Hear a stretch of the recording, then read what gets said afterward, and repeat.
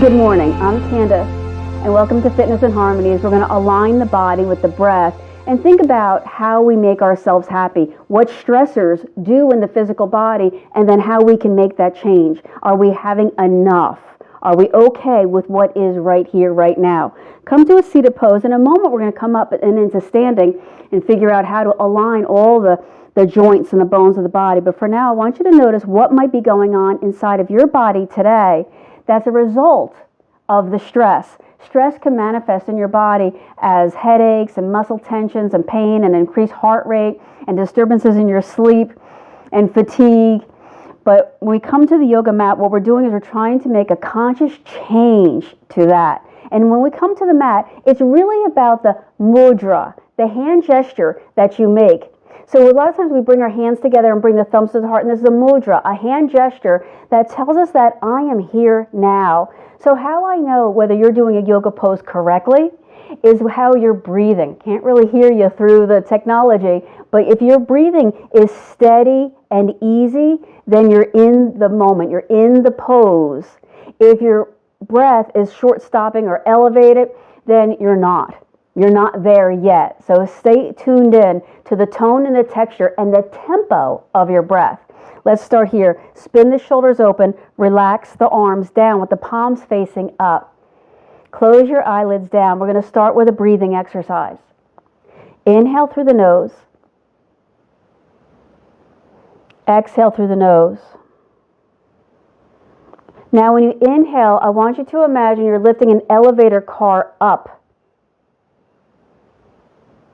Now when you exhale, I want you to imagine you're floating like a feather down. So, when you inhale, there's heaviness, there's strength, there's power, there's resistance. When you exhale, there's ease, relaxation, and a floating soft quality. So you inhale and we draw weight, heaviness up. We exhale and soften and drift and float. Keep imagining pulling this elevator up the shaft, up the spine, and then softly floating back down. I know that you're doing the pose correctly when there's ease, when your breath is creating space. So when you inhale now and that elevator goes up, create space for that elevator. But when you exhale, softly inhabit that space. So let your mind and the breath and the energy of what you're doing, the aliveness, the life, begin to open up spaces where you can be. Remember that you have a choice. You have a choice in whether you allow your mind to go back into what doesn't feel good.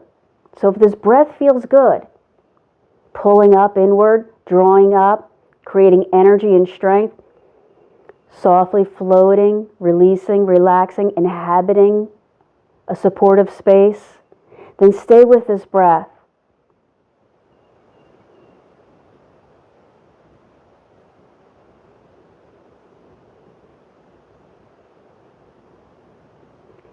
Now begin engaging the core muscles in a resilient way. So don't tense the core muscles so hard that you're getting ready for a fight. Keep the core muscles awakened. That's what we're going to do today. We're going to awaken the muscles to align the bones and the muscles and the energy lines of the body.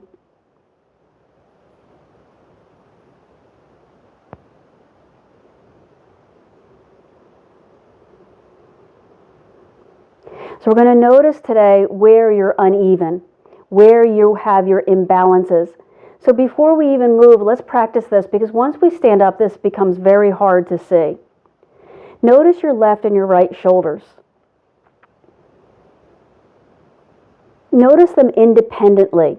Is one turned when the other one is not? Is one lifted where the other one is not? From shoulder to shoulder, if you were to draw a line, both horizontally and front to back, would your shoulders be in the same plane? Sometimes we can feel that imbalance. Sometimes we can see that imbalance. Remember the elevator going up, and that takes energy and strength and fire. And then floating that feather down, keeping the abdominals pulling inward, but resilient, strong, but mobile. Now notice your head. Is it forward or back? Is it tipped to one side or even twisted, turning a little bit left or right? Let the head make small, minuscule movements so that it comes into the center. So picture like a top spinning. When a top is tipping a little bit to one side, it spins wildly off its axis. So make your head come to the perfect center so that gravity and any movements in your body, like the breath, don't make it spin wildly off the center. Now practice that breath again. Inhale, pull energy up the spine. That heavy elevator car takes energy. Exhale, softly open the edges of the body. So we're creating space, and then here's the hard part. Sustain the space. In yoga, that's called abhyasa. Abhyasa is the perseverance of your practice. So stay here, stay committed, whether we're in Tadasana, Uttanasana, Uttanasana, or Adho Mukha Svanasana, whatever asana. Stay committed to this.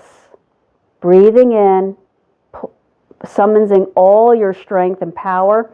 Breathing out, softly inhabiting and maintaining the space. So then open your eyes.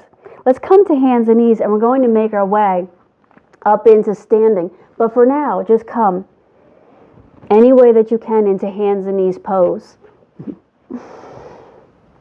Spread the fingers out. And so before we go anywhere, notice that your hands, your wrists, your elbow, your shoulders, they make a series of joints. Spin the head of the arm bone open and micro bend the elbows. Little micro bend in the elbows to keep like a buoyancy or a lifting. So I want you to be able to feel energy today, energy rising. Inhale from the earth up the straws of the legs and the arms. Collect that energy in the belly, then exhale and softly float the edges of your body outward. So your back, out through the top of your head, out through your tail. So your body is like a tablecloth spreading out. You inhale and draw energy up through the straws, the drinking straws of the arms and the legs. It collects into the abdominals, and then as you exhale, you spread out. So sustaining this calm, even, steady breath that has the texture and the tone that creates the meaning of experience in your body. Turn your toes under. So before you go anywhere, I want you to notice where the energy is in your toes. We're going to wake up the feet in a second. So turn the toes really good and under. And then notice where the energy is. For me, it's between the first two toes. So there's the big toe and the one that's next to it. Between those two, that's sort of where the energy is. That's where your strength is. That's where your mind should reside. Spread the other toes out. Like let's say the pinky toe is kind of hanging out there and it's not all the way touching the floor. Maybe you can spread it out. So see if you can will your toes to do the things you're asking them to do. Remember, inhale or pulling energy up, all those drinking straws, collect it, stir it around the belly. Exhale, spread the collarbone and the upper back. Remember the trapezius, upper back neck muscle tends to collect that stress. Now move through downward dog. So lift up, push back. Stay with this. Stay with the observation. And then walk forward. Take a few steps, bend your knees and hang the head. Observe. How is this pose presenting itself today? How is this pose presenting itself? How I know you're doing the poses correctly is really by how you're breathing. Same is true in everything. You can tell when you're with someone. You can tell whether they're stressed out by how they're breathing. These little minute body Little cues. So read and observe your own body. And then harmonize your breath. Remember, inhale, we're drawing energy. Oh, it's always from the earth, up through the feet, up through the legs. It collects in the abdomen. Exhale, then spread the upper body outward. You don't have to straighten these legs. We're not really just trying to stretch today. We're trying to manipulate energy. Because situations overwhelm us. You're doing something else, and all of a sudden you find yourself upset, disturbed. Something's off. The wheels have come off your cart, so to speak. 2 more breaths. Let your head hang, so don't try to do anything with your head and your neck. Let your head and neck receive this asana, this pose. Then bend your knees, walk your hands up to them, and roll up through the spine, scooping the lower abdominals inward and upward. So come up. Come to standing. We're really just going to work on Tadasana or mountain pose for a while. So start out looking down at your feet. You can see your feet. Lean so that you can see your feet and lift your toes up. Same thing as before. I want you to communicate with your toes. So toes up, toes down. Toes up, toes down. Toes up, toes down. Like that. Up and down. Hey, Phineas, good to see you. Down and up. So what we're doing is we're awakening the feet. They're going up and down. The toes are on the feet, and they should be able to respond to the mind's will. The mind's asking them to go up and down, up and down. Now press down. Now I want you to imagine this arch. This arch would be between, your thumb, that instep there, and squeeze that arch like your feet are little suction cups pulling up, pull up. Squeeze, lift up. So you're making a hollowed out space in the center of your foot. Squeeze, release. Squeeze, release. Squeeze, release. Squeeze and hold. Now make sure that the ball mounds under your toes are down. So even though we're trying to suck the center of the sole of the foot up, the back of the toes, the roots of the toes are down. That should be hard to do, but we do have joints there, and it is possible. It is possible to do that. Now, holding that, stop looking at your feet, and now align the knees over the center of the ankle. The hip bones, the leg bones over the center of the knees. And then the chest and the ribs and the spine over the center of the pelvis. Like we began, spin the arms out and let the arms hang. Palms sort of facing forward. My arm, I can see myself, so I can see that one arm kind of wants to twist open and out there. So I bring that arm in. Now, if you can close your eyes, do that because I think it's easier. Align your shoulders, your neck, and your head. Once you have that, use your breath. Inhale energy up the center of your foot. Up through your legs, up through the pelvis, up through the belly. Exhale, softly let that feather float down. There's a lot to observe here. Just keep drawing energy inward and upward. Feel the tone, the texture, and the tempo of your breath and how it now blends with the sensation. So before we were seated, we weren't doing very much, but now we're doing something. We're trying to hold the feet. Maybe your feet are still grasping. That's okay right now. And that's creating sensations, physical sensations. Being able to master witnessing physical sensations and then making the choice to find meaning in the now, to follow your inner wisdom. Now, contract the quadriceps, that's the front of your thighs, those muscles there. Squeeze them hard. Squeeze them harder. Now, rock the pelvis a little bit backward. That means tailbone down and the front of the belly up a little bit. Now notice how that little correction, that little alignment cue, how it changed the spine from the ground up. Now purposely soften your face. Purposely relax the jaw and the skin around the ears and the skin around the mouth and the skin around the eyes. Breath by breath. Choose. Remember, abhyasa is the perseverance, that you're fully committed to this. Breath by breath, choose to curate the meaning of what is. So this is just tadasana. Tada means mountain pose.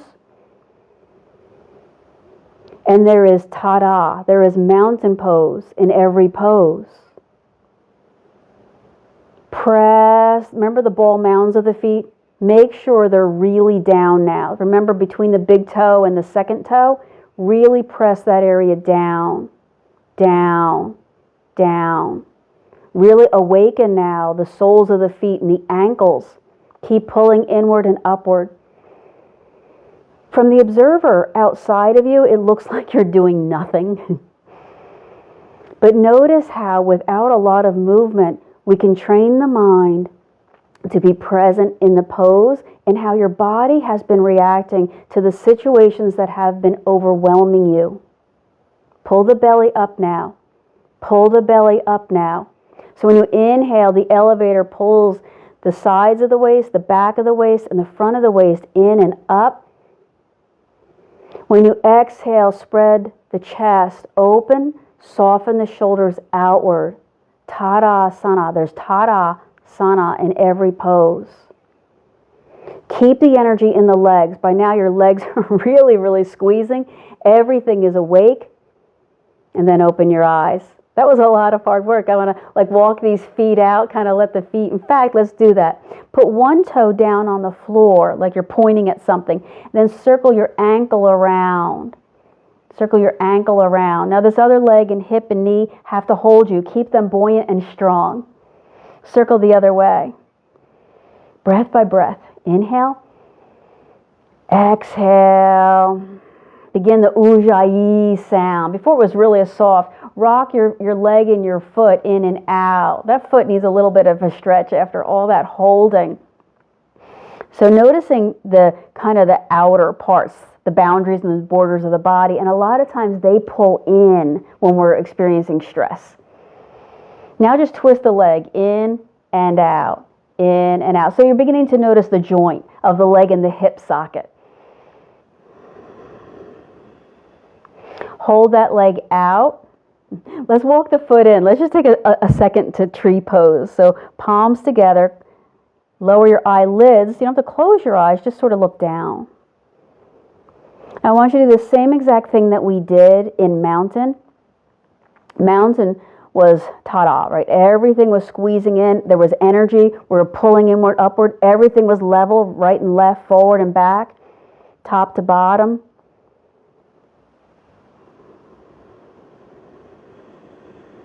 But now Vrksasana, Vrksasana, Vrksasana.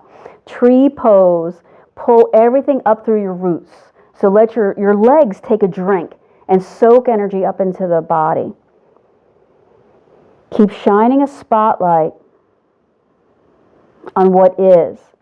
I have these strong legs. I have strong legs. I have strong abs. I'm breathing. My lungs are creating space. My body is tuning. It's tuning up like an instrument. When you exhale, spread the collarbones, spread the shoulders out, move energy away from the neck. One more time. The foot on the floor is doing a really good job of sucking up energy. And then come down. Oh, that foot now. Let that foot kind of just rock around. And then point the toe into the floor and circle the ankle around. Kind of like you're stirring. This other leg has a little bit of buoyancy. Go the other way. Stir the ankle around. Notice that it's kind of hard to tell your ankle what to do. What? I don't know what that means.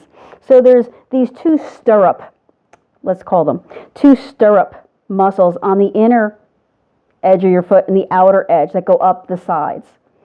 Then just rock side to side. So we want to wake up, and this is how we wake up the muscles of the foot so that we can stand, so we can get energy and align the body. So the body's been messed up and twisted and turned. Now, rotate the leg in and out. So leg turning in and out. Through the stress, our bodies can deal with a little bit of stress, but a lot of stress, and especially all at once, the body then becomes flooded, and physiologically, the body manifests in all these disturbances, sleep disturbances, etc. So come into tree, walk the foot in. Plant this foot. Now the foot on the floor, remember, it's got that little arch in the center of it, but the ball mounds of the foot are down. Notice how challenging it is to do all those little micro adjustments in a foot that usually is doing nothing. So tree pose, you're still straight. Shoulders are still straight, left and right, forward and back. Hands to Anjali Mudra. When you exhale, scoop the abdominals towards the spine. So identify with the tone of your breath. Identify the texture, the wispy, vibrating sound of exhale. Curate meaning from what you have. I have this strong leg that's holding me. I have pretty good balance, at least for this anyway. I have a choice of softening my shoulders right now. And like magic, my shoulders relax because I just suggested to them to relax. So I have that power. Observe how this pose is manifesting. How is it presenting? What parts of my body are doing the pose? What parts of my body are just kind of tight and won't do it? So I'm noticing I have this one shoulder up. I'm going to work on that. Keep holding in. Keep abhyasa. Persevere. Don't give up. Keep trying to get more steady and more at ease and more present. One more breath. And then release. We need to come down for a moment, I think, from all of that. So first, pedal out the legs. I need to stretch the fascia on the bottoms of my feet. Then circle up. And then swan dive. So stretch the arms out. Push the heart forward. Extend the heart and dive into Uttanasana, forward fold. Take a few steps forward and back into downward dog, Adho Mukha Svanasana. And observe. So observe the feet and the hands now. Almost everyone I know that does downward dog is always focused on the back of the legs. Or they say my shoulders, this is a lot of pressure. Notice the hands and the feet. The hands and the feet, awaken them. Dangle the head, open up the shoulders out. 2 more breaths.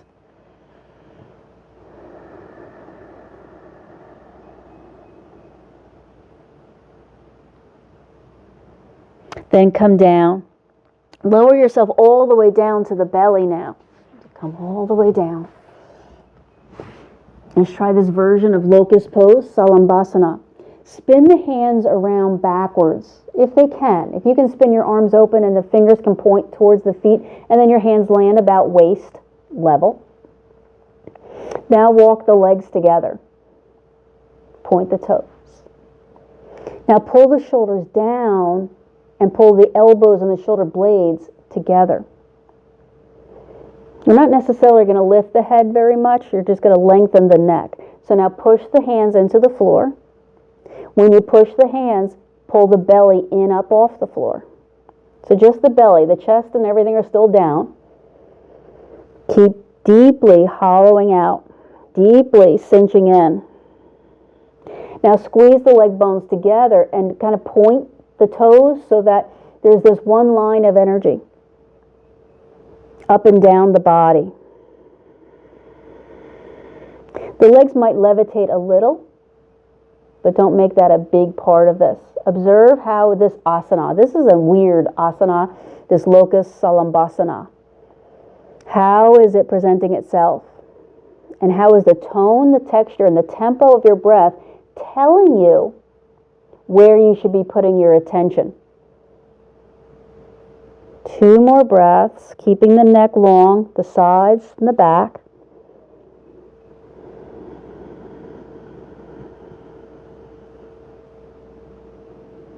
And then release. Walk your hands a bit in front of you. Bring the forearms to the floor. Kind of just push down like you're trying to levitate the body a little bit up off the floor. just to wake up the front and the chest, that we just stretched that chest. So now we're contracting and energizing the chest. Now do lift the chest and bow the body a little bit up. So I'm going to walk my arms a little bit under my chest or my shoulders and pull. So my arms are lat pull downing. They're pulling down and pressing back. And my elbows are digging in. Now, bow the chest forward. Keep creating space in the kidney area where the bottom rib meets the spine. Keep pulling the chest away from the low back. Sphinx pose. 2 long breaths.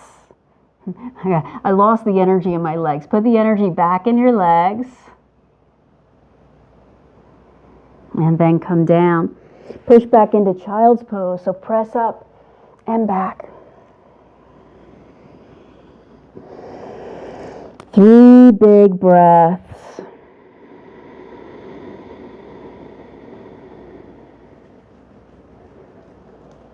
Notice where your breath is going and where your breath stops. Let's come up into hands and knees. Let's just do that same thing. I really like to repeat things so that we can have lots of time to practice. Inhale up through the arms. Spin the head of the arm bone open. A little bit of buoyancy in the elbow, bent elbow. Exhale, spread the back and the chest out. So the head is aligned with the spine. We almost never move the head around, up or down. So keep aligning the head and the neck and the spine in one straight channel. Now turn the toes under. Notice, again, where you're putting those toes and where the energy is in your feet.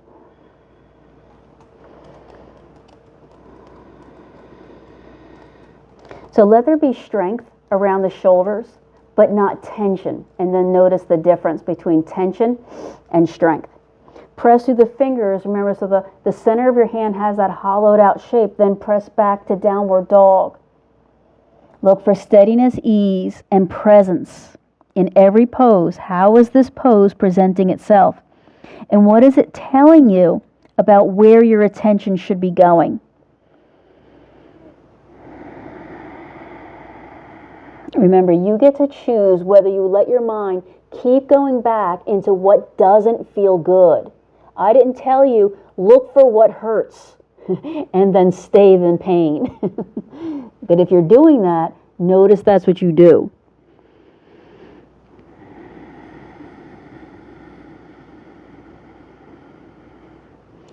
Two,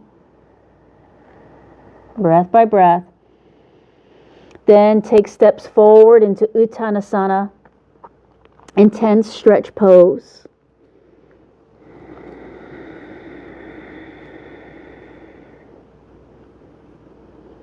Keep freeing yourself from the patterns of the mind that are creating the diseases of the body. One more breath. Bend both knees. Walk the hands to them and roll slowly, consciously, energetically back up. So we're back up into Tadasana. Let's step the left foot forward and angle the right leg back just a little bit. Oh, I don't know, a foot or two or three. That's about it. Then I want you to just notice the hips and how they're like a bucket. And imagine that you have handles. Handles on the side of your hip. So I want you to practice tipping the pelvis forward. Forward is always going to mean the front of your body. That's forward. Backward, that always means the back of your body, to get some, nomenclature. So forward and back. So ignore the position that the legs and the hips are taking in the room. Notice how you are moving the hips forward and back. Forward and back. Now your sides are going to be the sides of your hips. Again, it doesn't matter where that is in the room. Tip towards the front side. This would be the side of my hip, and towards the back. So side to side. Don't get confused about the front of the mat and the sides of the room. We're doing the side of your hip, the side of your hip. So get used to that. We'll go forward a few times and back. Forward and back. And then side to side. Notice this isn't even. Some positions go really quickly and easily and flow, and some don't. So now tip to the whichever leg, that left leg's in front, that side, and use this front left hand to dig in. So dig in, really excavate and push. That just slide your hips to the back hip. More and more and more. Press. Keep pressing. Now engage the abdominals. Pull them inward and upward. Now spread the collarbones and the chest open. And then turn your head to gaze upward. So most important here, abdominals holding. Most important. Head and neck in line with the channel of the spine. Don't get overwhelmed. Don't get flooded by this. It's just a simple isosceles triangle. 2 breaths.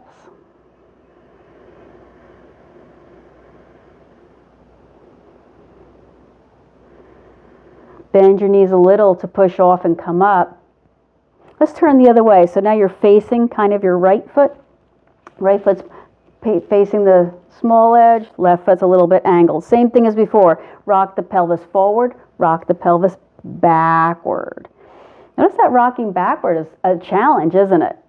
It's not hard to throw your head and shoulders and neck back, but that's not what we're doing. We're rocking the pelvis back. So powerful strings and muscles are keeping you from rocking too far back. But notice that I have strength right here in the front of my hip flexors. And then go, when I say side, to the side of your hip and then the other side of your hip. I can move my spine, but I don't have to. We're focusing on the hip right now.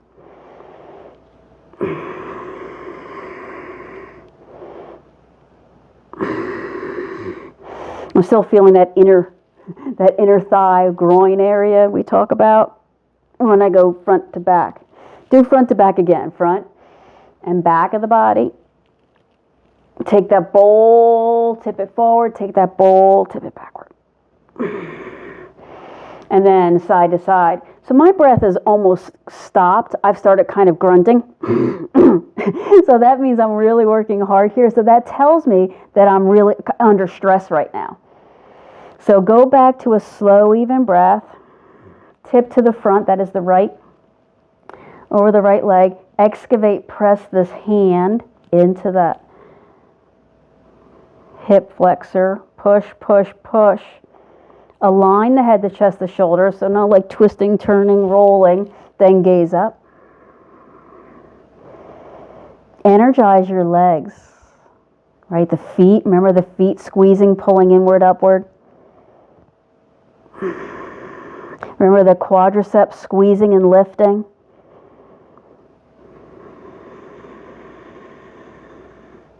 Synchronize breath with the vast network of channels this is creating. 2 more times.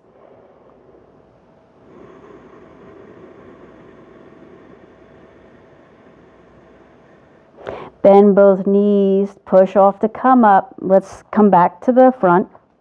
Bring the feet together. Bring the hands into Anjali Mudra. Inhale, circle up. Swan dive. So really let the wings spread out and back, and then push the chest forward, and then dive forward and downward. Step back to downward dog. Notice the feet, the 4 feet, the front feet and the back feet. Notice the palm or the sole of the feet squeezing in and up. So 4 suction cups now. Pulling energy from the earth. Vibrating it up the straws, the drinking straws of the arms and legs. Collecting in the abdominals. And then softly floating out. So the back of your hips kind of widening, the back of your back widening. Do that again. That heavy elevator pulling up. And then that soft, light feather drifting down. Make your way all the way down. Slowly come around. Grab your strap or your band and roll all the way down to the floor. Good. You got it. Take that strap or band and put it around the instep, the where there should be an arch there. Put it around the arch. We don't normally put it there. We're going to put it there this time. Straighten the leg, even if your leg has to be all the way out or on the floor or sitting on a chair. Straighten your leg. Tuck the shoulders and the arms sort of under. Drop your chin down so your spine is nice and long now, like a dandasana, like a stick or a staff. Your leg is straight, like a dandasana, a stick or a staff. Pull a bit with your hands so that that band that's on the bottom of your foot is making an impression. I can feel it. There's something there. It doesn't hurt. Remember, you're choosing the sensations you're creating. But close your eyes, and I want you to go back in your mind to Tadasana. Remember, that's where we were standing like a mountain. And remember, we were working really hard on the foot and moving the toes and then trying to grab with the edges of the foot.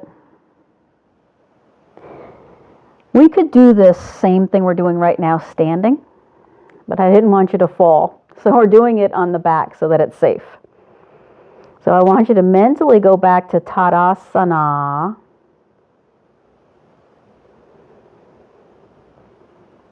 And with the band, pull the arch, what we're doing. We're pulling the arch up. That's all we're doing. We're trying to get that feedback.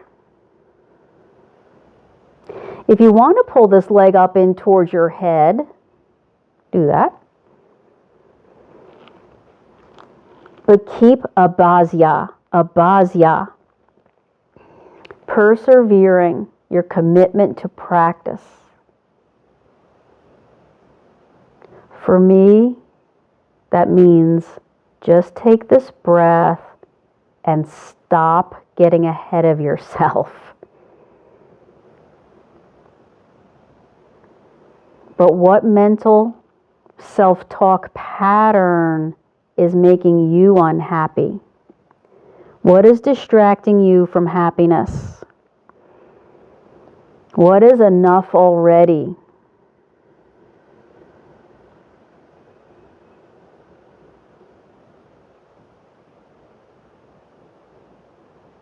Keep connecting to the sole, that arch instep of the foot.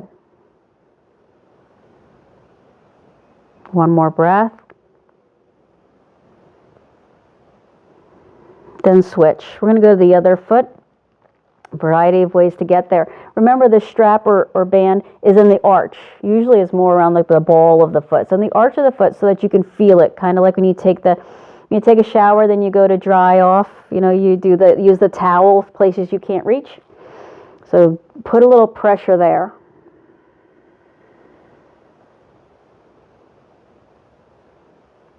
Straighten the back, straighten the spine.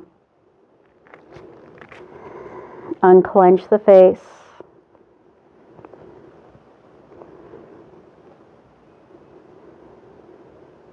Straighten the leg.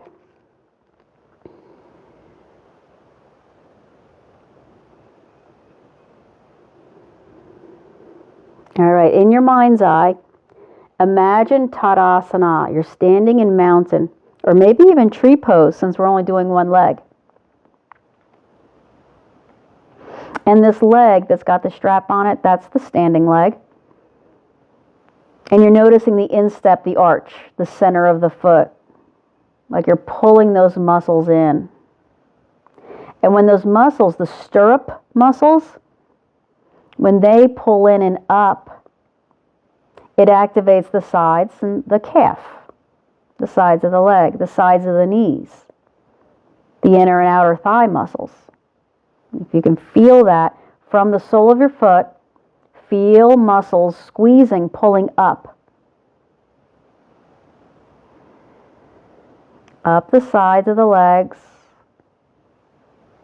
eventually into the pelvis. Remember, we were rocking the pelvis forward, back, and side to side. Those muscles now are receiving that even pulling, that even energy thread. Now add in the steady, even tone, texture of the breath.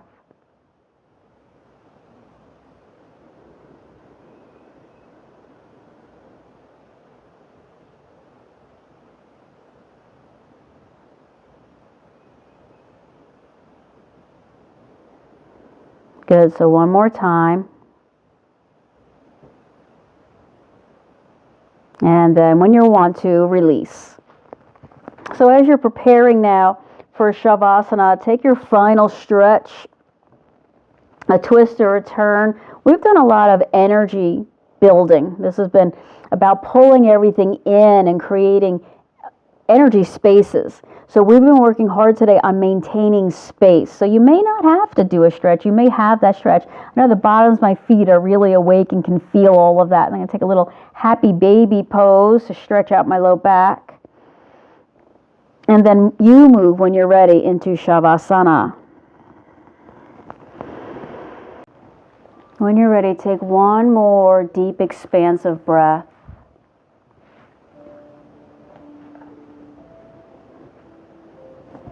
Then, like that feather, float all the way down.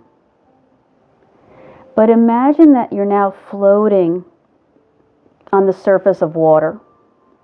Water is naturally buoyant and will hold you up. It's warm, really pleasant water. It has a gentle flow or a wave to it, but mostly it's supportive. Remember, we are curating meaning from what is. We're shining a spotlight on all of the blessings, all of the gifts that we have.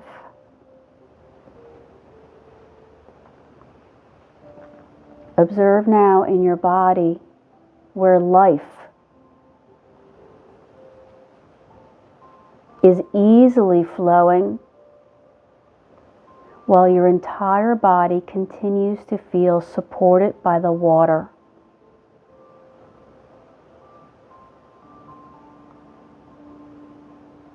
Notice how your heart feels expansive.